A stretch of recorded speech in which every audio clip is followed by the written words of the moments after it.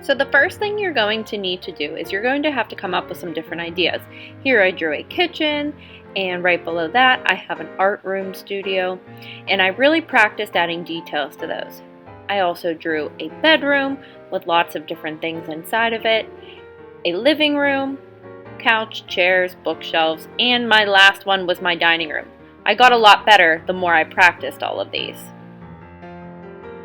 After you've decided what kind of room you're going to make, you're going to need a piece of plain white paper, and you're going to fold it in half from the top to the bottom, just like you were making a book or a card. Make sure when you fold it you line it up as best as you can and you make a nice sharp crease using your finger, and so when it opens it is nice and sturdy. Alright, now we need to decide where we're going to put our pop-ups. How many are we going to do? I'm going to do 2. So the first one I'm going to use a ruler to draw. You don't have to do this, but it does help you to decide how big you want it to be. So I decided that mine's going to be about 3 inches long, and I'm marking a little mark on each one of those parts, and then I'm going to make it about 1.5 inches sticking out, and I'm just using the edge of my ruler to make those 2 lines. Then I'm going to connect those 2. You don't need to do this step, but it does help you kind of realize how big it'll be when it pops out. Alright, and I'm only going to cut on those lines right here and right here. I'm not going to cut on that line that connects the 2. Now I'm going to fold it up, and this just helps me to get that crease nice and sturdy, and when I open it I'm going to push it through the opposite direction, and I do like to kind of smash it down here a little bit just so it has a nice fold. There we go, my first pop out. I'm going to do another one next to it because I'm choosing to make 2 items pop out. You do not have to do that. For this one I'm not using a ruler, I'm just kind of using my eye to guess and to connect the 2. So this one's going to pop out a little bit farther because I made my lines a little bit longer.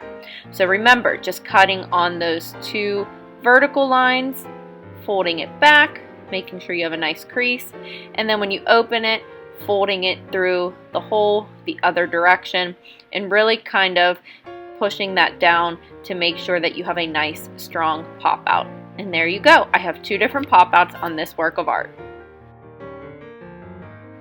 Now I'm going to start drawing. Now on camera I always use a Sharpie marker, but I really want you guys to use a pencil to start with. On that center line where I have a fold, that's always going to be the line that separates the floor from the ceiling. So I'm going to trace over that line, excuse my big noggin in the way there. I'm going to trace over that line to separate the wall from the floor. You can see when I open it, the line closest to me will be the floor, and the line on the top will be the wall. I'm going to turn this first pop out into a toy box. I'm going to make a playroom. Remember, I'm using my Sharpie because it's easier to see on camera. You're going to use a pencil for this for sure because it is very easy to make a mistake on this. Inside the toy box will be the top of that pop out. So on the wall back here, I want to make my lid. So I'm drawing my lid. I want to make it kind of a curve, and I'm going to draw some curves on the inside to show that it's kind of open. On your pop-outs, the part that is facing upward is going to be whatever is on the top. So in my case, the top of the toy box, when it is open, will be the part of the toy box that is full of toys. So inside of there, I will put my toys.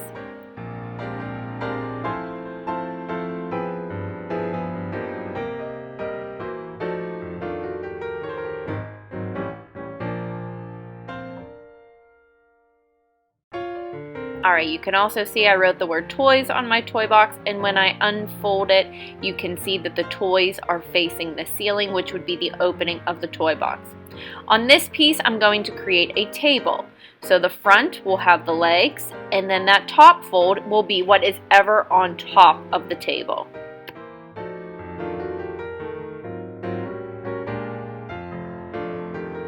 Now that I have the top of the table drawn and the front, I'm going to refold my paper to see if it looks the way I want it to. Perfect, just as I wanted it. Now it's time to draw whatever is on your wall space and whatever is on the floor space. I'm going to speed this up so you can see the finished product.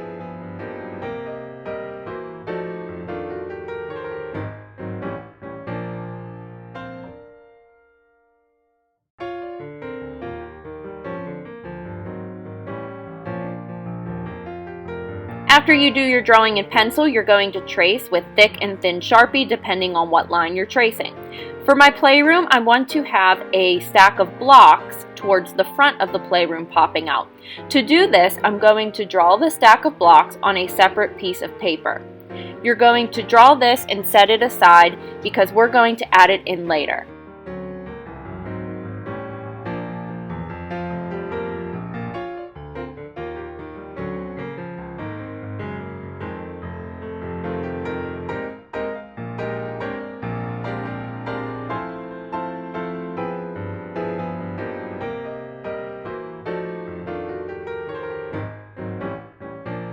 You're also going to want to cut out whatever your pop-up is. Make sure you cut as close to the line as you can because you don't want any background of this showing.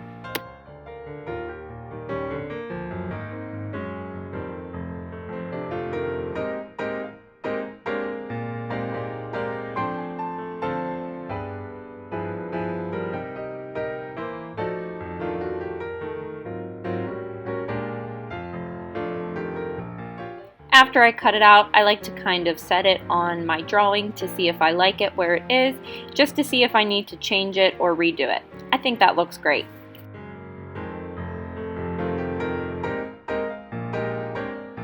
Now that we have everything set up where we need it to be, we are going to add color to ours. You can use whatever you want. I like to use markers, crayons, and a mix of colored pencil.